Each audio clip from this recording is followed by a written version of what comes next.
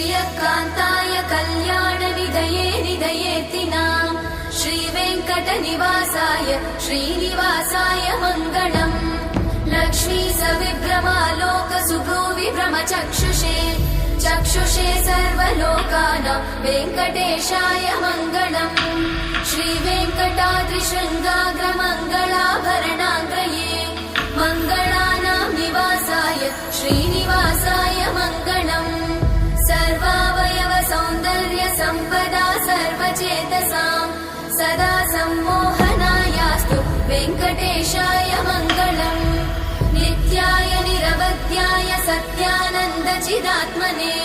सर्वान्तरात्मने श्रीमद् वेङ्कटेशाय मङ्गलम् स्वतः सर्वविदे सर्वशक्तये सर्वशेषिने सुलभाय सुशीलाय वेङ्कटेशाय मङ्गलम्।